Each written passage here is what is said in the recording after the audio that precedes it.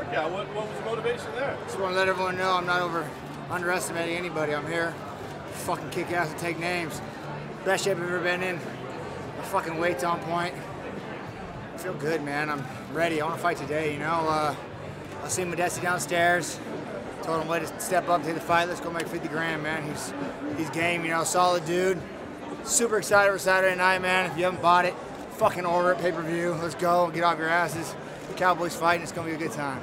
Have you been surprised? This is one of the first fights I've ever seen like negative feedback towards you. They're like, why is Cowboy taking this fight? Has that been shocking to you guys? It's kind of good. People are like, yo, Cowboy, get the title, man, but it's not my style, you know? Like I was telling everyone earlier today, I can't be the guy that says I want to fight anyone, anywhere, anytime, and then in the same breath, like, well, except for this one, right? So, fuck it, let's go.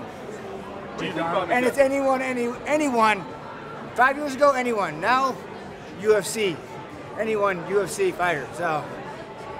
No Whole Foods parking lot? No Whole Foods parking lot, no more. I have an image to uphold now. I got little kids going through the city, they idolize me, so I can't let them think that it's okay to do that kind of shit, you know? So, it's cool. Hey, Cowboy, in an interview, Nurmagomedov said that if you win this fight, you should fight for the title. What's your thought about that? Cool. I mean, if I win this fight and they say, Cowboy, we don't know what we're going to do yet, have a seat, I'm saying, give me another fight. But if they say, Cowboy, we're giving you the title, here you go, awesome, I'll sit and I'll wait. And I'll go wakeboard my ass off all summer. So, but yeah, thank you, Khabib. I appreciate finally one positive thing towards me, so that's good. You said you're not underestimating John, but do you feel like the public is? Because he looked pretty good at 186. You see, people are, you're not in the UFC because you're on the sign, stand on the corner of the sign, we'll fight for food, you know?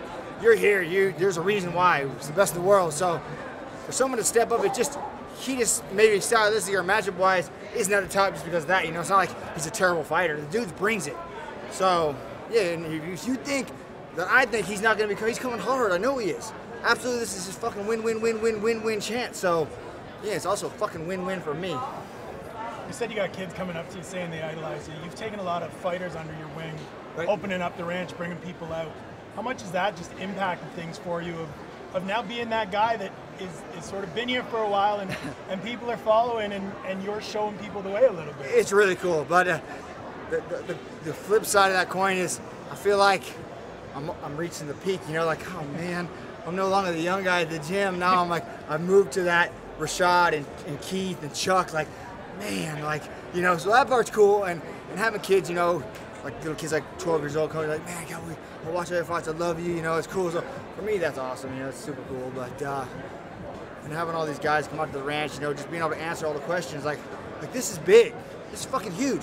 I've been here a couple times, so it's good, but like for a new guy to come his first fight, you guys here, and they're like, oh shit, you know, so maybe to help them, you know, the cameras come out to the ranch and talk to the guys, tell them, you know, what to say, what to eat, what not to eat, you know, what to smoke, what not to smoke, you know, so, I don't it's my PR team here.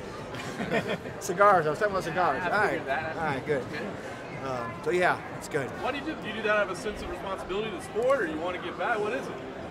Give back, I think. You know, I took the hardest way ever, and I see a lot of guys coming to the sport, and they, I want to be a fighter, and I think that next day they're gonna be in the UFC. There's a lot.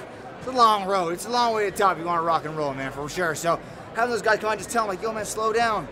Take the slow.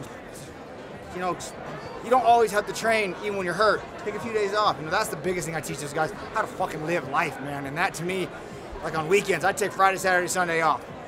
Religiously, almost like a church guy on Friday, Saturday, Sunday for myself. So, and I tell them, you don't need to go train Saturday afternoon. Let's go to the lake. Let's let our body heal. You know, and so that's my biggest teaching them how to have fun, how to live. A lot of life out there, man. Not to get too deep with it, the ranch is built on land that your grandpa bought here. Yes, sir. A few years ago. I know we've talked about your grandmother's right. influence. She's at everything. Or she'll be here. She comes tomorrow. How much does that mean, man? To be paying it forward and taking people under your wing the way that they took you under your wing. Absolutely. And brought you up. You said it best right there. I mean, just to take one, to pay it forward, man. Exactly. You know, I'm living in a free house that they built, trying to build a house that I built. You know, so it's cool. You know, the ranch is really coming along, and we don't raise cattle or pigs. We raise bad motherfuckers, man. It's kind of cool. And one horse, Phil Garrone. Yeah. What do you think about Dos Anjos? Do you already think about Dos Anjos? About Dos Anjos? Yeah. Oh man, the guy beat me once against Pettis. He looked awesome. Did everything right in that fight. So I'm sure he's going to be watching very closely on Saturday night, and I'm excited to do rounds 4, 5, 6, 7, and 8 with him. So it's coming. Do you think about this rematch?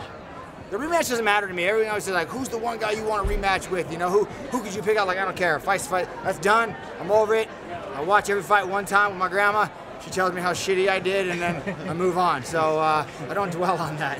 With that being said, with all the talk that Khabib was doing in the lead up to this fight before he got hurt, is that still a fight that's kind of a bucket list fight for you? Not a bucket list, but it'll happen. I mean, Khabib's very, very good fighter, you know, so he's going to be in the top rank. So him and I will meet for the 4th time, hopefully. We'll get it done. Thanks, Cowboy. Right on, guys. Thank you.